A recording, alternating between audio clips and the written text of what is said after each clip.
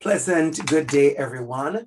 And I hope you're enjoying your orientation exercise and activities so far. I want to talk a little bit about engaging in courageous conversations. Since the start of this orientation exercise, I'm sure many of you, if not all of us, have had opportunities to engage in topics of equity, diversity, inclusion, racial justice, racial literacy, and many of these conversations are courageous conversations. Many of you, maybe this is the first you have had those conversations. For others, you have had maybe some of these conversations already on your journey. These conversations are necessary, and they are necessary as we prepare ourselves for the classroom, and they are extremely necessary. And so what I'm going to share with all of us in the next maybe couple of minutes, we're going to talk a little bit about engage in a courageous conversation and look at some of those principles that it is necessary as we do so. And the idea that we call these courageous conversation, as Rose in 2015 says, we all dread them. And we can call those courageous conversation because they often require so much courage to handle. On the other hand, there is the other option of avoidance. And we might have tried that option before, even several times. The reality is that a situation where a courageous conversation needs to take place, avoidance will only lead to decline or worsening of the situation. Therefore, we must engage to grow and to learn. And that is why we are here, to learn and to unlearn and to engage and grow. Coming from us from Singleton and Linton, 2006, shared with us a number of principles. And I love, their book on courageous conversation. And they share with us 3 principles, about engages those who won't talk, sustain the conversation when it gets uncomfortable, and deepen the conversation to the point where authentic understanding and meaningful actions occur. And I want you to think about the word actions even from now. Why are we doing all of this? And it's for us to be better educators, to be effective educators when we're in our school spaces. But what I'm going to do at this time is share with you few principles that I have used over the years when it comes to courageous conversation. The first one is come prepared to learn. As I engage in courageous conversation, I'm always prepared to learn. So much is happening and happening very fast. And it is therefore essential that as we engage in these conversations from an informed place, ignorance is poison to a courageous conversation.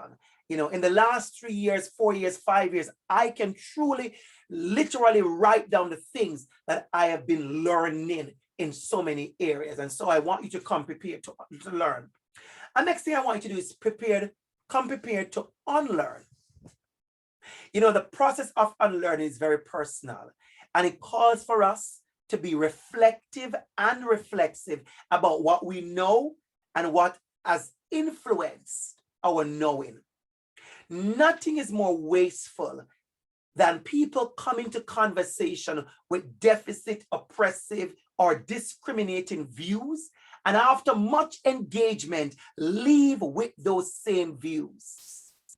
So I want us to think about who we are and how we are engaging now, but over the next 2 years in your learning and your unlearning.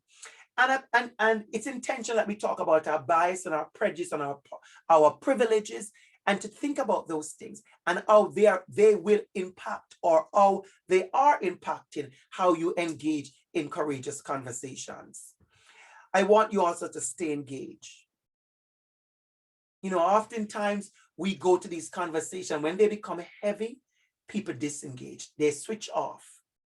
A very popular narrative was out a couple of years ago about whenever you're in these courageous conversations and they become a little bit uncomfortable, how to step away because of, discomfort.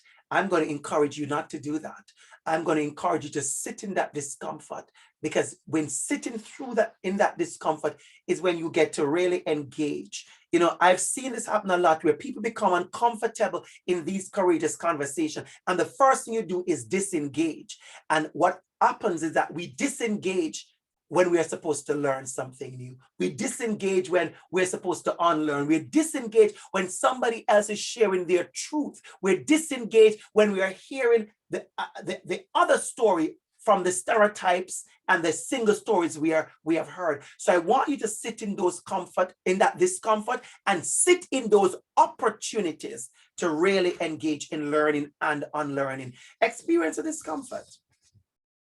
There's power and privilege that we bring to this space. You are in one of the most dynamic, most coveted, most sought after teacher education program. Let's be honest about that. This is a space where we need you now to understand, how do I use all that power, privilege, access, and influence to ensure that I'm going to be that teacher. And so I want you to, the last thing I'll say to you, that let your actions speak louder than your word. We do a lot of work in these conversations. And what happens is that people leave full of conversation and limited and lacking in their intentional actions. And we'll talk more about that in other opportunities that you'll be getting during the next 2 years of your time here. But I want you to realize that whatever we are learning, whatever we are doing, it is for us to grow. So we will be actors, we'll be advocates, we'll be co-conspirators, we'll be those educators that can say to all our students, through our actions, I see you. So let us continue to engage in this courageous conversation. I always say to my students, pull your chair up to the laptop, pull your chair up to the laptop. Of course, we have been in a pandemic for a while, and we've been online for a while. Pull yourself up to the chair, pull yourself up to the laptop, and let us engage in those courageous conversations. And I leave it to you one beautiful thing to show you. I remember back in, we were having conversations about Olympics and uniform and what was acceptable. And there was a big conversation in 2016. And we see where Toronto Raptors introduced a branded Nike Pro hijab. And also we saw where Nike did the work. So I use these two visuals for you to say to you that throughout a courageous conversation, throughout the engagement, throughout the bias and the conversations and the learning and the unlearning, we see that these courageous conversations, they have led to real actions. And that's why we're doing this conversation. That's why we are engaging. So our conversation can lead to intentional actions. So continue doing your learning, continue doing your unlearning, and let us make sure that whatever we do leads to intentional actions that say to all our students, I see you.